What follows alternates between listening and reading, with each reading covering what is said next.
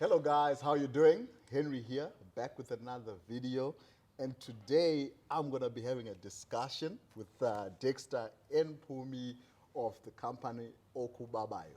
So you guys know that, on this channel, my passion is to inspire you to reach your personal and career goals.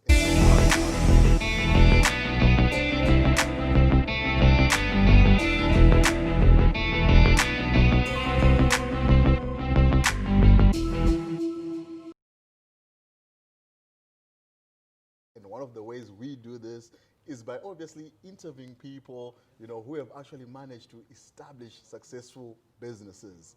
So today, if you are new to this channel, a very warm welcome to you. And if you're back again, thank you for your support, guys. Let's subscribe, share this channel and, share this video and let's grow together. Awesome. Thank you, guys. So Dexter and Mpumi, Yes. you guys are the, founders. I know you are a part of Okubabayo. That's right. Man, you guys are always like branding, man. I was like, what, I'm just going to hit you up about... We live the brand. Yeah, the brand, I said, I'm going to hook you up about those hoodies, though. Oh, Now yeah. we got you. Oh, so you peep the hoodies. Man, I peeped the hoodies. I'm like, I'm going to hit you up. Now But- hold you down. Hold you down. Awesome, man. So you guys are obviously, you're the CEO Yes. and COO Sure. of Okubabayo, right? Yeah. You guys manufacture, these awesome products, some Yeah. condiments, some archer there. Yeah. So yeah, man, thank you guys for coming through and sure. Thanks for having us, yeah. taking your time to actually, drive all the way, here, during obviously probably a busy period for you guys, but Yeah. thank you It's a for crazy coming period. through. I mean, COVID-19 has been crazy, but yeah, we're carrying on. Yeah. Awesome, man. Carry on. Hey, that's all we have to do. Yeah. Yeah. It's just to carry on. Yeah. Yeah. Awesome, man. Yeah, so, Okubabayo, man, I've been just doing, some research and all these things. I mean, you guys, you started the company, several years back. I mean, you tell us the details. Yes. And I know that, you guys are actually, turning over, millions of rands. don't wanna say I read it. I saw it. So I'm gonna just put it out there. So I Yeah. just thought that it's a good thing that if we can actually discuss, Yeah. just in terms of your journey, Okay. of actually getting to where you are. Because I saw you on your channel. I mean, these guys have got the channel, the Archer Guys HD. That's Yes. right. Right, That's so right. I checked this guy. I was just searching, some local guys doing the same thing in Yeah. terms of their YouTube, and you guys got a passion, just to educate, people out there in terms of entrepreneurship. Yeah. So I'm saying, what, we got the same passion. For sure. So let me hit you up and, Yeah. and see what's up. I Yeah. mean, it's Yeah, no, actually, for sure. to me, man, I hit this. It's a crazy story, man. I'm just gonna, but let me just put myself out there, man. Please do. Please do. I think I hit you guys up on your Facebook pages, Yeah. Yes. on your LinkedIn. First us on every medium. On every video, I'm like, you're gonna see this. Then I hit you up on obviously, Yeah. I think your guys in the marketing team, just Yes. saying, then I also hit you up on email, so at least you're. So you first us every corner. So we do everything, the professional thing, No. and also, the street thing. That's know. what you gotta do. So awesome, guys, man. Man, you guys have quite a journey, quite a story, man. Can you tell us, man, how did you establish, what's your guys' story? I think let me just say that. How much time do we have? Yeah. Yeah. This story, I mean, every time we have to tell it, it's interesting because it's not what you expect, and I think, in a nutshell, the two of us are very good friends, and we Yeah. grew up together, and we always had a passion for business. At some stage, we told ourselves as far back as 2006. Yeah. That look, we want to start a business, man. We can't work for the man, that was the thought. But playing that out, is always, as you know, a little bit more tricky, a little bit more interesting. I Yeah. think when it gets down to it. And so we started a ton of different businesses, Wow. ranging from construction. We were in the energy space at some time. Mining. We're in the mining space sometime. We were in skills and procurement at some time. But I think what we learned was, it's one thing to, say that you're in the mining space and say that you're in the energy space. It's another thing to actually, trade and actually, begin to do business. And I think it was part of our learnings, was, there's an element where it's no nonsense and it's no lies. You really have to be doing the work. You know, you can't run away from the work, and sort of those early years for us were shaping what we would need to start this business. Wow, And I think those were like critical learnings in those early years, and you know, eventually we were sick and tired of being sick and tired of not making any money, you know, doing these businesses. At some point asked ourselves, well, you know, are we cut out for this? You know, you know, maybe this entrepreneurship thing is for people, you know, who know what they're doing, because it seemed like we didn't, you know, and so I think as we were approaching that breaking point, you know, it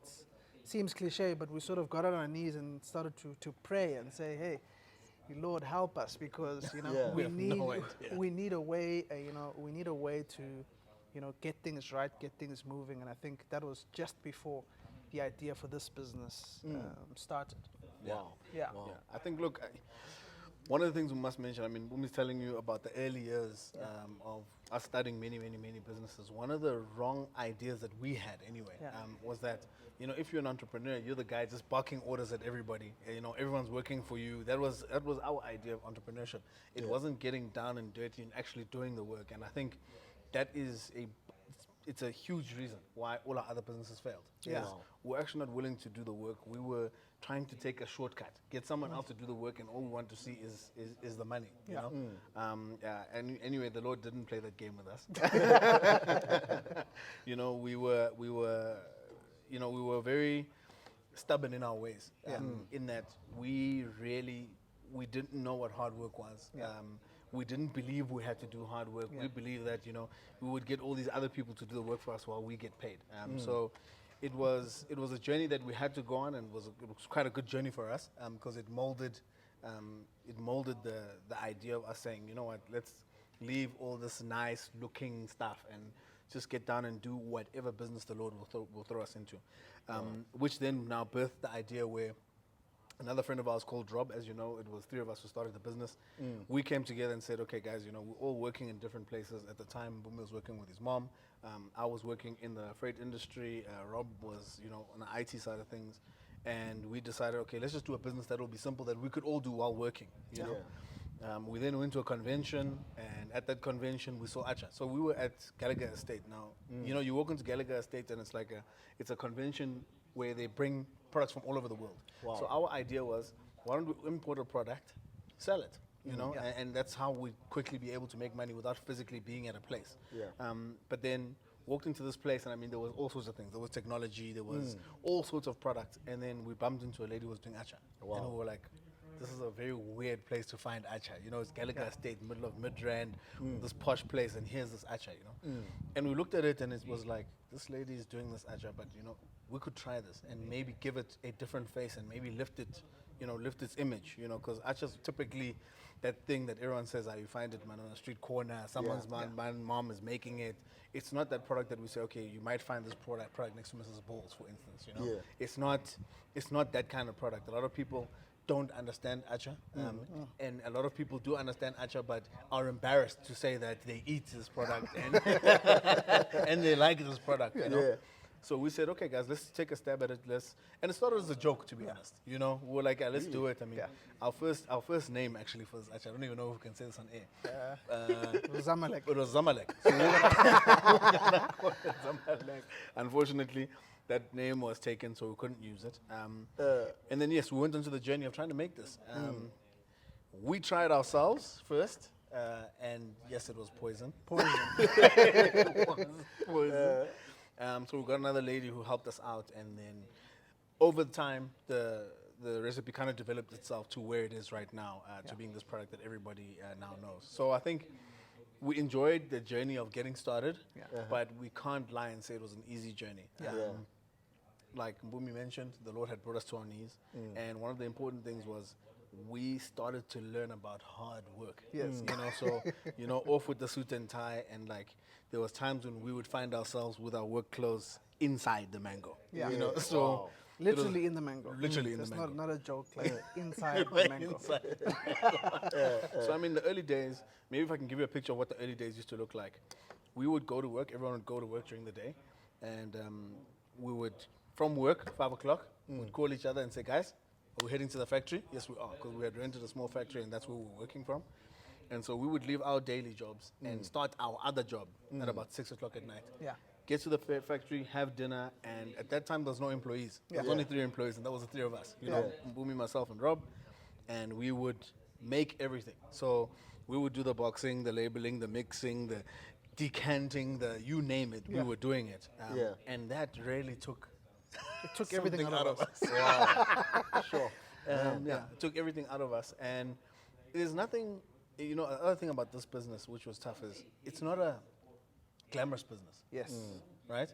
Which, you know, unfortunately, in South Africa, especially within our young crowd, everything is glamorized to make it look like your business will only work if you're wearing a suit. Your business will only work if you like, you know, in some corporate office, or, you know, it's all the glamour businesses that work, you know. But, you know, if you're a plumber, you still have a business, you know. If you, whatever you can do that will turn over a rand, it doesn't have to look glamorous as long as it's bringing in a rand. Yeah. And that was a very hard thing for us to understand. Yeah. Wow. It was a very, very hard thing for us to understand, because we had learned over time that only the businesses that work are the ones where, you must be suit and tie, you must be looking good, you must be driving a nice car. But all those things don't just appear. Yeah. Wow, man, that's amazing. I think, you know, one thing, as you said, you know, and you guys, you know, obviously, you know, you guys were working, you know, your background is accounting, and logistics. Yeah. But you still had that, you know, that desire to say that, you know what, you want to establish, you know, something that's you know, your own. Yes. You know, and I you know, personally also had such a desire that though you're working, and you say, no, but I should be a business. Yeah. Why am I here? Why am I in this office? You know what I'm trying to say? But I mean, what I believe as well is, you know what, sometimes, you know, God gives you an idea that is ahead of its time. Yes. And I think that's what, you know, the majority of us have, you know, coming up. You know, you've got this, you know that, you know what, I've got this desire, I have to be doing this. Yes. But actually there's some steps, as you say. For Yeah. sure. There are some steps, man, that you need to take to transition. Yeah. You know, there's some capacity building Yes. that needs to happen, you know. Yes. How did that look for you guys? Like, just saying that. So I feel like, you know, we have this kind of debate on the route to quote unquote successful success in business. And I feel like what we've arrived at least the answer we've got at this stage is that, you know, the route to success in entrepreneurship is unique, you know, to each entrepreneur. And I believe know everyone's journey is going to be a bit different, you know. And each time we'll get to share, I mean, we'll share from you our perspective. But for those watching, you know, we hope that from whatever perspective that you might be coming from, that you would know that, you know, it may look like this for us, it may look like this for Henry, but it might look quite different for you. But I think the principles we can share. Yes. You know? Yes, And like you yes. said, the steps in between were crazy. At the time, you know, like I said, we were working different jobs, and I was still working with in my mother's company. So, you know, that helped as well. You know, the experience of, you know, dealing with many things at once. You know, that's one of the things that you know, you have to get used to in a small business. You don't have capacity, you don't have people that you can send to do things. Everything is you, and you know, you're the cleaner, you're the worker, you're the driver. You know, you are everything. You are the maker, you are everything. You know, and you have to learn to deal with a lot of things at the same time. That's one of the things you have to learn fast. You know, and I think for us, you know, getting into the next step helped. I think for us, one of the constant themes is that we always sort of have to be pushed to do things, and we're the kind of people that respond well under pressure, and sort of if you think back to your high school life, there was always the child who waited for a couple days before the test. I think I know that guy. A couple of days before the test, before they get very serious. But you know, I can attest I was one of those kids, and I don't know. I just sort of need that pressure to get things done, and I think it's been like that as well for us. We were really pushed into a corner. I think life was also just asking us to do something a little bit more spectacular.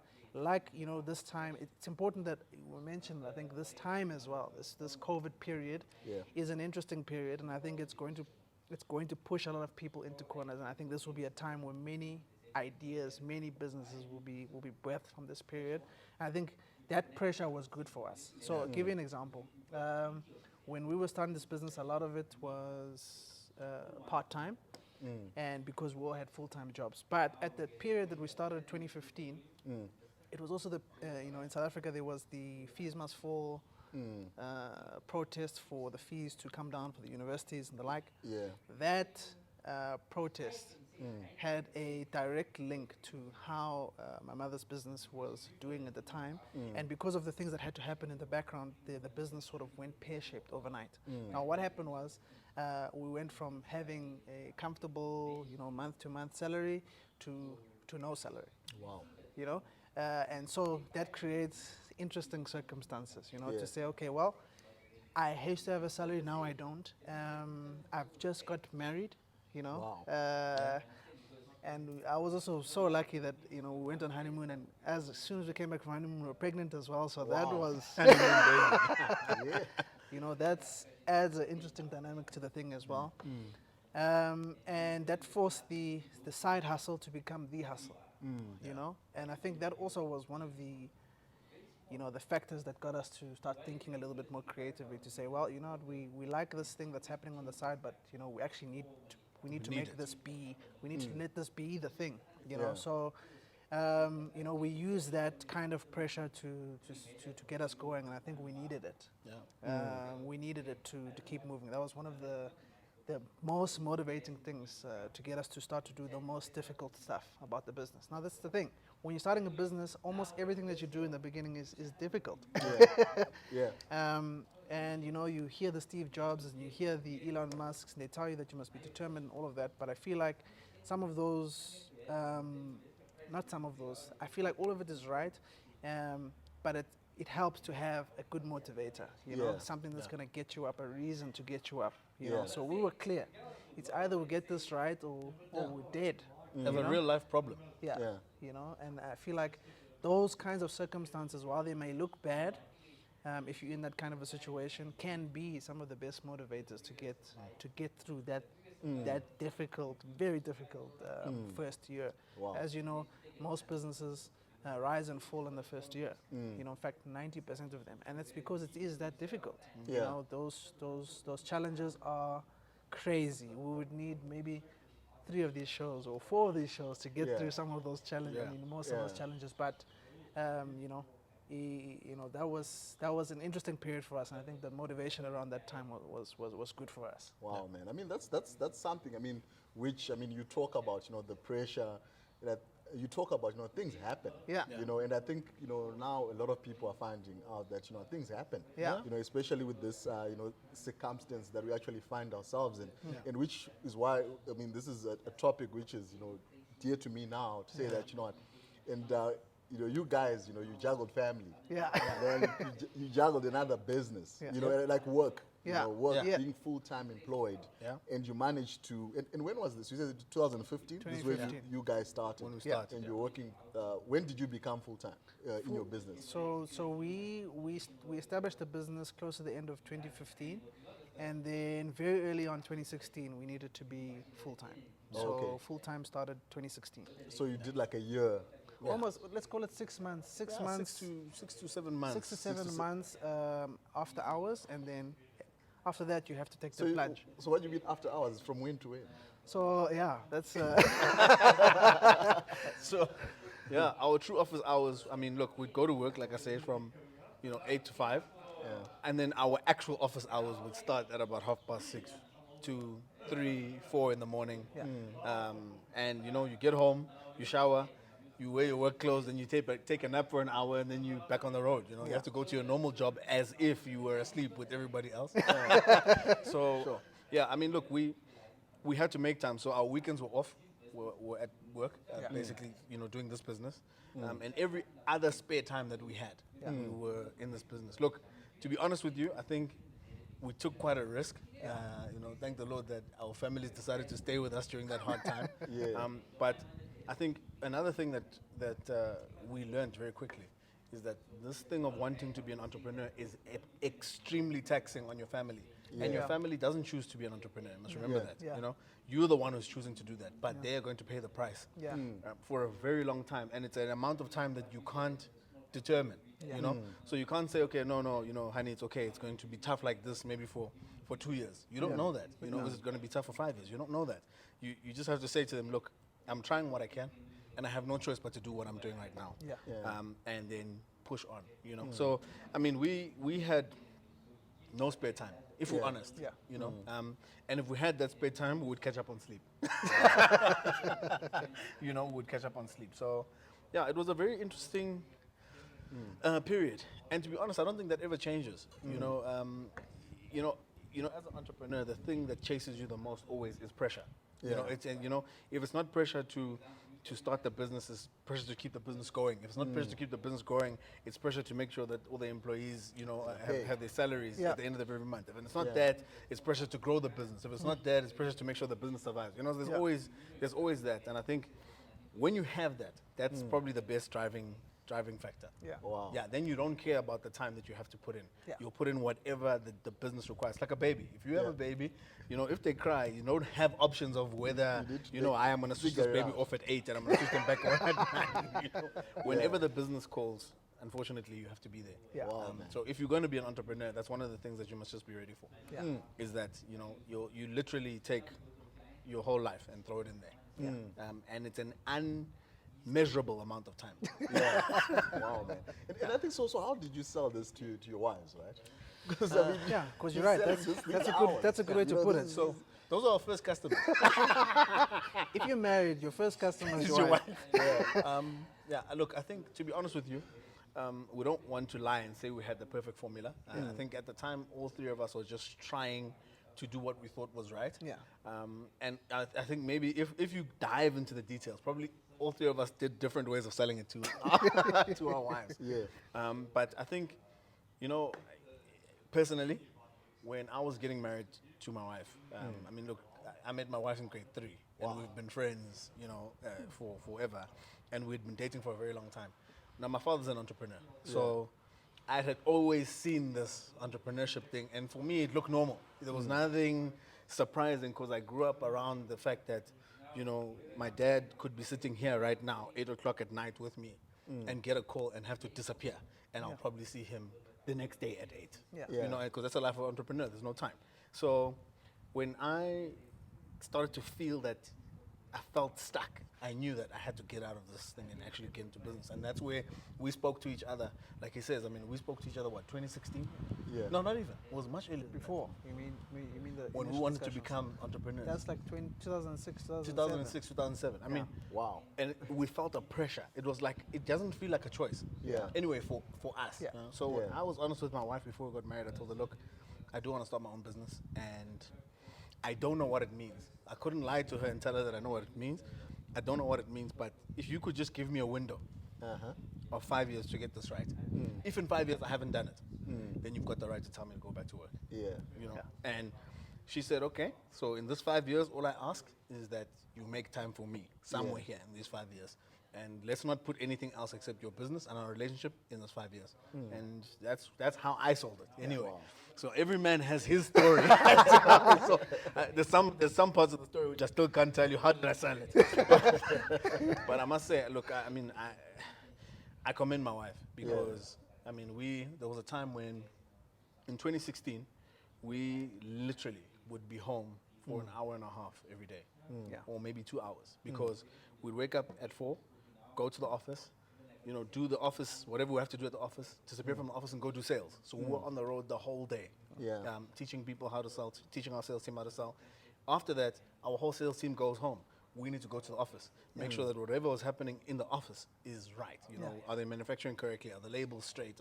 You know, all the orders that need to go out, because we're building systems. So 2016 for us was building the systems that keep the business working when we're not there. Which was a difficult period. But our wives really, they supported us. That's true. I mean, they supported us. It wasn't easy because you're literally removing time from your family to throw into this business. But I think maybe we were good salespeople. Because they took the sale. My sale was very similar, but you know, I think my wife is a visual kind of a person. And so for me, you remember that when we started this business, there was a lot of airy-fairy things that we did before with almost nothing to show for it. So now here we go with another business. here you go again, you know. Tell me You about know, Yeah. here you go again with another crazy thing like Acha, you know. And so I remember the discussion that I had with my wife as well. I think, like, you're right, these are strong people to be able to deal with this kind of a thing. But my sale was to say, you know what, give me an opportunity to, I mean, we've got a baby now that's on the way. You know, he's gonna be here in 9 months, and we need we need a way forward. You know, we need a plan.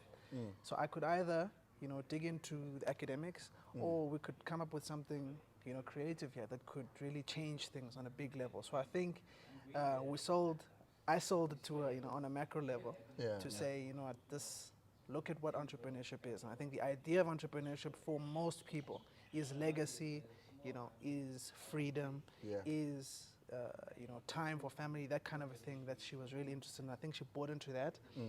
But more than that, I also promised that, you know, year on year, give me a year. My lease was always a year, to say let's have a look after a year.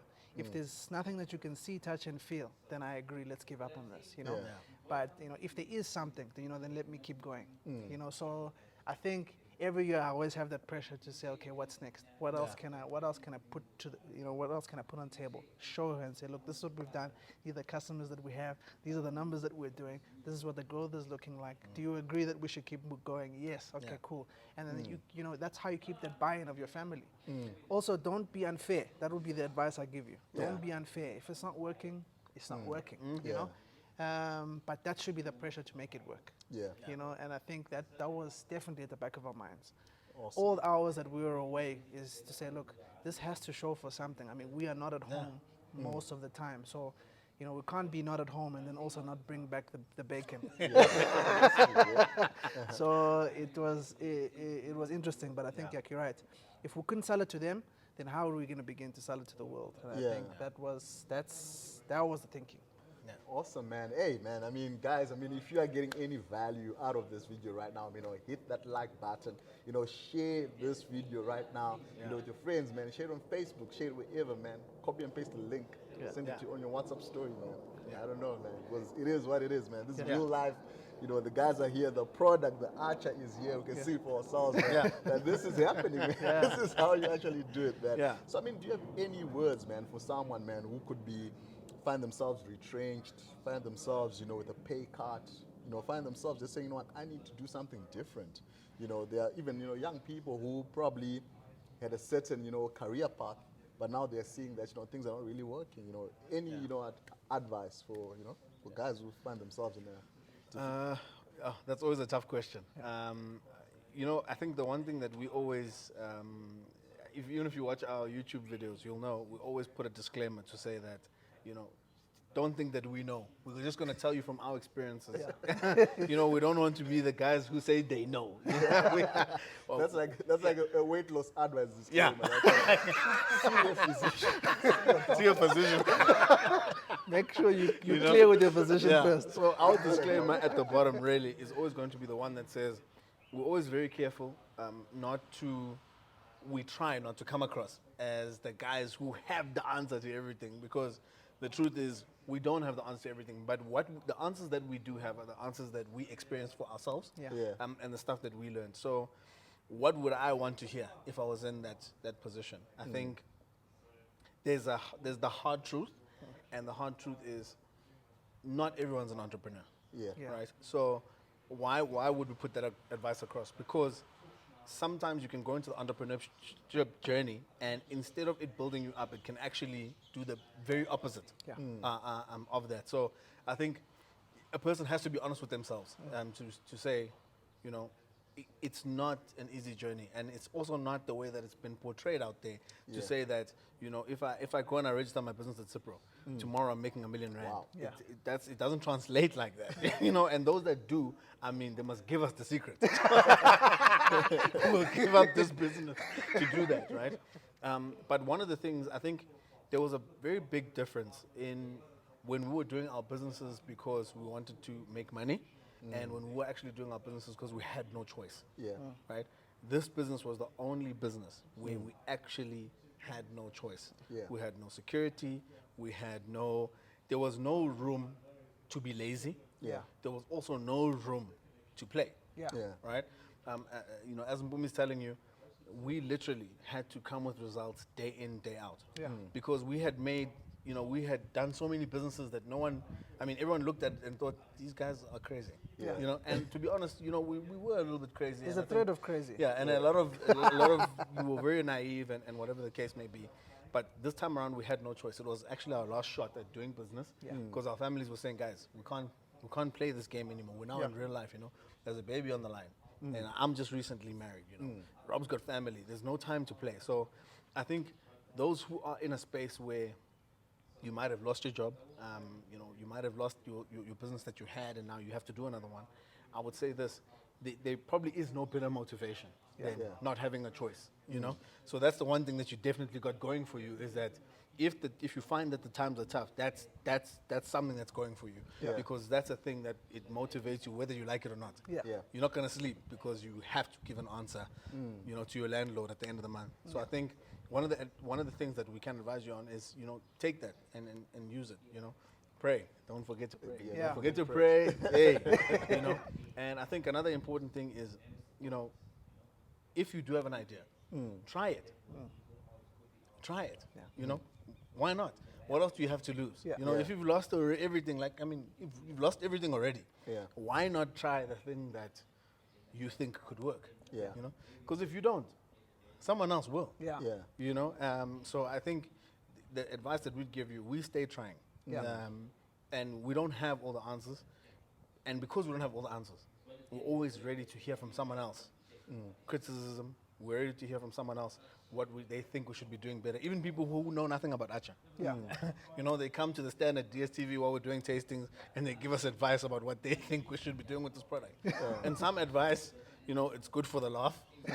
But some advice comes from people who know nothing about this product but are able to tell you stuff that will revolutionize your whole business. Your whole Yeah. business could change just Yeah. because one person took the time to say, listen, maybe you guys shouldn't do this, maybe you should do that. Yeah. You know? So be and s- open-minded. Yeah, be open-minded. I think it's an important thing. You always want to go in thinking you know everything. That was one of our biggest mistakes. We went into business saying we don't want to hear from anybody. We know what we're going to do. And the moment we changed the mindset and said, you know what? If people have something to tell us, let them tell us. You Yeah. know? Yeah. Take what you will, leave what you won't. But you never know what someone else can teach you that could take your business from, you know, 0 to 10, from Yeah. 10 to 20. So, you know, open-mindedness and really allowing people to give information, that's invaluable. You can't buy that Yeah. because they've got experiences that you don't. You know, they know things about industry that you may not, you know. Yeah. So if you close them off before they can even give you that type of advice, you know, it might be to your own detriment. Yeah, and I think you know, in the same vein, in the same spirit, if you actually, you know, the bug is scratching at you and you're gonna scratch, Yeah. you know, celebrate the little victories because, you know, you can't get to 10 without 1, 2, 3 little steps in between, you know. So Yeah. if you've moved from 0 to 1, that's something to celebrate. Yeah. You know, and from 1 to 2, that's something to celebrate. And from 2 to 3, that's something to celebrate. And then when you get to 5, you look back and you say, geez, I was actually at 1, you know, Yeah. not so long ago. Yeah. And you know, you look at people who are at 1,000 and it looks like, how can I get there? You know, and for us, it's been one brick at a time. And so start from wherever you're at. You know, that's the other thing. You know, I think people look and say, I can't start, I don't have the funding. You know, or I can't start, I don't have the support from my family, or I can't start. There's all sorts of excuses that we can come up with. I think we're good as human beings coming up with excuses. Yeah. You know, but if circumstances got you in a corner, you know, those excuses are not going to help you. You know, what is going to help you is action. You know, so just take action from wherever you're at, start from wherever you're at, and then use that. I mean, if it's 10 rand that you've got, move with the 10 rand. Yeah. You know, Yeah. if it's 1,000 rand, great. You know, if it's 10,000, great. You know. Yeah. Yeah. But money is not necessarily, you know, the determining factor for your success. You know, you should know that. And so therefore, if you have 1,000, doesn't mean, oh, answer's done. If you have 1,000,000, also doesn't mean that your answers are solved. Your Yeah. problems are solved. You know, so don't let that be the determining factor. You know, focus on the problem that you're trying to solve, whether it be a product, whether it be a service, and gun it, you know, bit by bit. And, you know, there is a period, I also say, you sort of have to look down and stop looking around. Yeah. You know, look down. You know, cloud out the world and focus on what you're doing, increment by increment. By the time you look up, you'll be surprised at how far you've gone. You know, I think that can assist. That might be able to assist someone that's in a dark space right now. You know, look down, focus on whatever idea that you might have, and you know, give yourself 6 months before you look up and see how far you've gone. You know, look back, see the mistakes, learn quickly, and keep moving. Wow, man. Yeah. Man, that's invaluable advice, guys.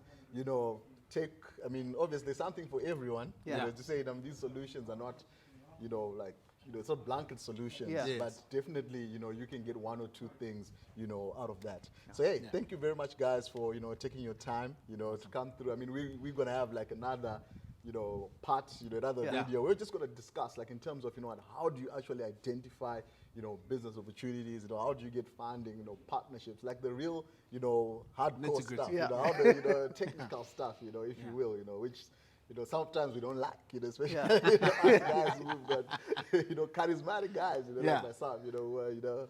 But anyway, that's what we're going to discuss, you know. So, you know, I would like to catch that video, guys. But anyway, thank you very much, you know, for, you know, taking your time, guys, you know, to join us here.